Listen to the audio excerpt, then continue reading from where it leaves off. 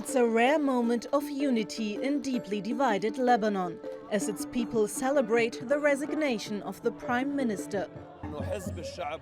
The party of the people won today, and not one party over the other, like in the past. We won't leave the square until these corrupt systems fall altogether and go to trial. Bowing to pressure after 2 weeks of nationwide protests, Prime Minister Saad Hariri stepped down on Tuesday. I have tried during this period to find a way out, to listen to the people's voices and protect the country from economic, security and social risks. Today, I will not hide it from you. I have reached a dead end.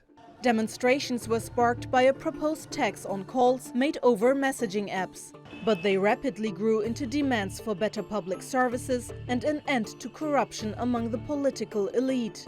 It's Lebanon's worst economic crisis since a civil war that ended in 1990.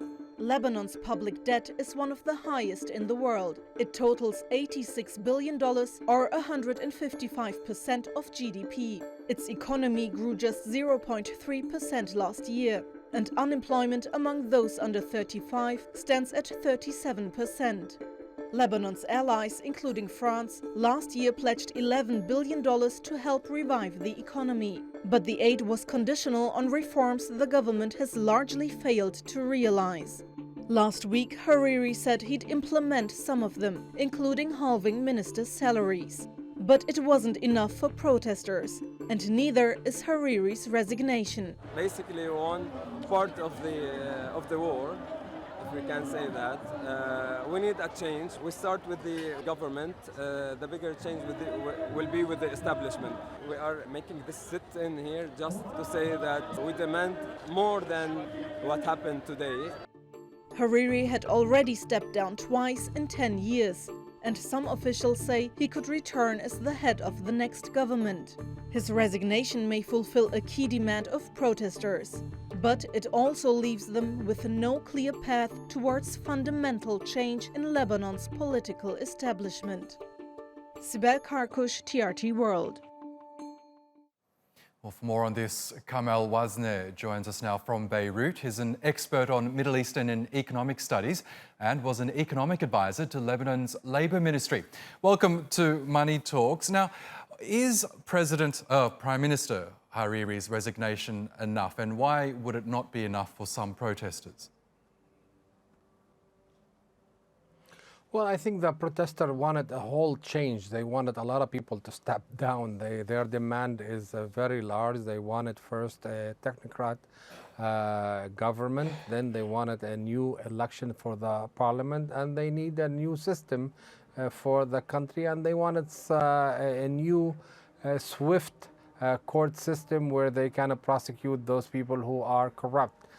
Probably what happened is a first step in a long process, but in the meantime, the economy is really in dire condition, and I'm afraid that if it's going to be hard to form a new government, there's a lot of responsibility and a lot of debts that has to be dealt with. There is debt that is going to mature in less than a month, and we have to address that. And there is the big budget that has to be passed by the parliament. So every moment we lose, it's a moment will count against us. Yes, and we know protesters have been demanding, as you say, for an overhaul of the political establishment. They accuse politicians of lining their own pockets with Lebanon's money. They accuse them of being corrupt. Are any of those allegations true?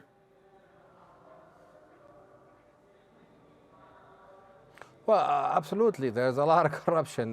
We one of the highest corrupt country in the world. There's a lot of responsibility for the big debt that we have on the political process that we have in Lebanon. In addition, it's about the economic system that was actually corrupt by itself, because they legalized corruption by playing an economic system that enrich the influence at the expense of the poor. where you have a subsidized loan was given to the rich, where it's supposed to be given to the poor.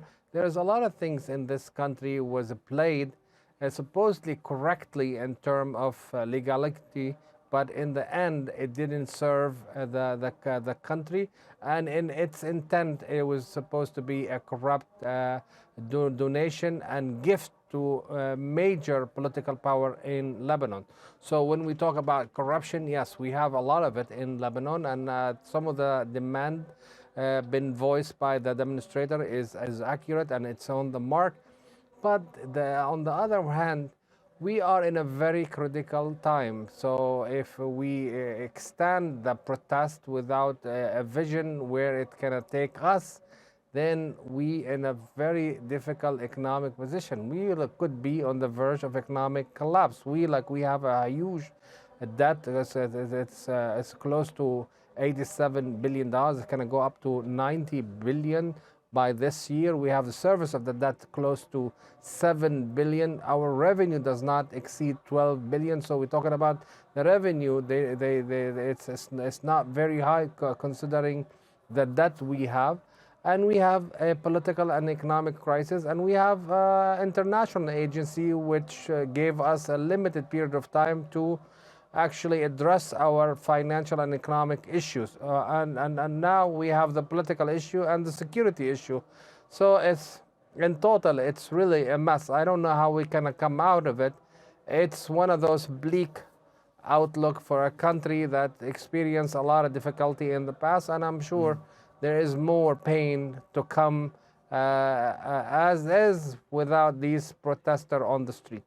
That's right. Okay, Kamel Wazne, we'll have to leave it there, but thank you so much for your analysis here on Money Talks.